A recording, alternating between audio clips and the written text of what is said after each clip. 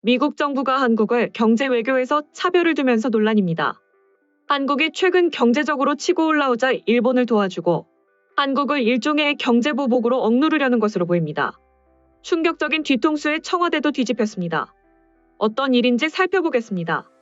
한국산 철강에 대한 미국의 수입 규제 조치를 완화하기 위해 정부가 미국의 재협상을 거듭 요구하고 있는 가운데 미국 정부가 재협상 착수에 부정적인 입장을 공개적으로 밝혔습니다.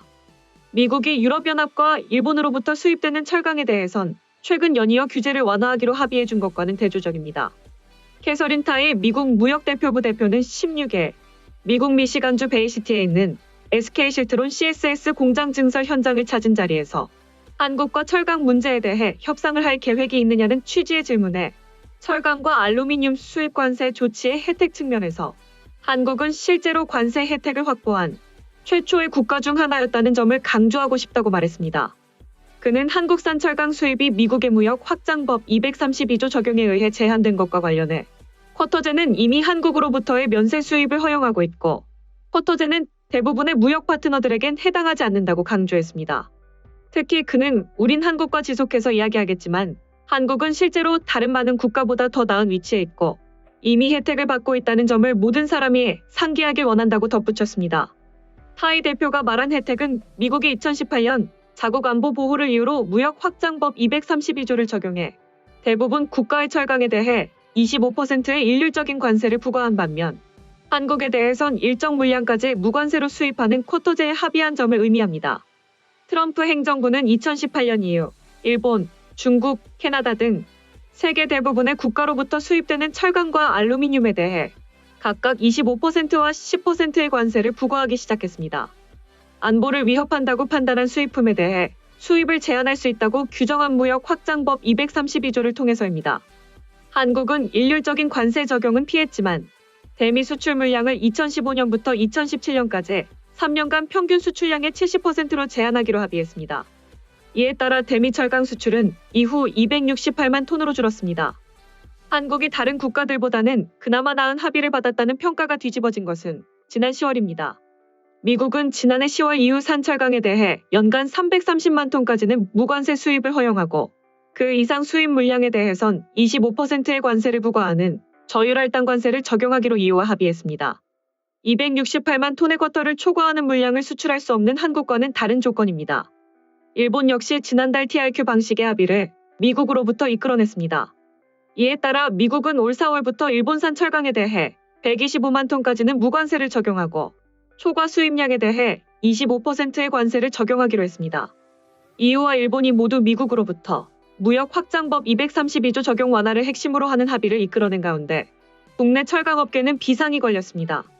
경쟁국의 철강 제품이 미국 시장에서 이전보다 높은 가격 경쟁력을 갖게 됐기 때문에 상대적으로 한국 기업은 피해를 입을 수밖에 없기 때문입니다. 하지만 한국 정부는 아직 미국과 무역 확장법 232조 적용 완화를 두고 협상을 시작도 못하고 있는 상황입니다. 여한구 산업통상자원부 통상교섭본부장은 지난 14일 한국경제신문 본사에서 열린 한미 FTA의 10주년 좌담회에서 한국 정부는 미국 측과 만날 때마다 철강 관세에 대한 문제 제기를 하고 있다며 미국도 철강 관세 이슈가 한국에서 민감한 주제라는 점을 이해하고 있다고 말한 바 있습니다. 문승욱 산업부 장관도 지난 1월 기자간담회를 열고 한국이 경쟁국과 비교해 뒤처지는 통상 환경에 놓이지 않도록 가급적 빨리 철강 협상 개시를 이끌어내도록 하겠다고 말한 바 있습니다. 문 장관은 기자간담회 당시 미국이 일본과 협상을 우선 체결하려는 움직임을 보이고 있어 한국이 재협상에 나서기 현실적으로 어렵다는 취지로 말했지만 지금은 일본과 미국 사이의 협상도 모두 마무리된 상태입니다. 한국산 철강 규제 완화를 위한 재협상의 부정적인 캐서린 타이 대표의 발언은 이 같은 맥락 속에서 나왔습니다. 여 본부장은 이날 타이 대표와 함께 SK실트론 공장을 방문했습니다. 결국 한국만 철강 조치 완화에서 제외되었다는 건데요.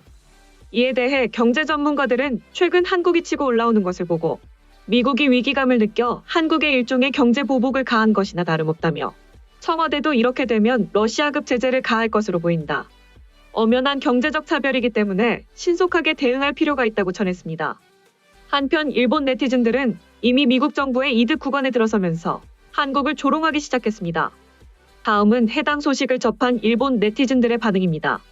환율 하락은 불가피하여 자원을 수입하는 비용이 상승하고 수출 물품의 상대적인 가격 상승으로 경쟁력이 하락할 것입니다. 수출 제품의 품질도 향상시키지 않으면 경쟁력이 오르지 않지만 과학기술 분야에서 뒤처지는 이웃나라에서는 자국에서 이노베이션을 측정할 수 없고 타국 제품의 추격이 많기 때문에 향상되는 품목도 적을 것이라고 생각합니다. 경쟁력을 높이는 것은 좋지만 금융정책과 국내 시장, 외교 등 종합력이 필요한 것이 글로벌 경제입니다. 과연 계속 약진을 할 수 있을까요? 현재의 세계 1위를 지키는 것도 어려울 것으로 보이는데 이 이야기는 제품이나 반제품처럼 완성된 물건 얘기로 부품이나 원재료가 되면 전혀 이야기가 달라지지. 자국이 1위가 되면 자랑스럽기는 일본도 마찬가지이므로 이미 다들 알겠지만 중요한 것은 순위보다 점유율로 세계 정세의 변화로 중국으로부터의 공급이 끊어졌을 때 이에 대응할 수 있는지가 중요합니다. 지원금 횡령 명목만으로는 앞으로 나아가지 못하고 최악의 결과 또는 국가 파탄까지도 있을 수 있어요. 전형적인 조선업이지만 시장 점유율 1위와 이익 확보는 별개의 문제.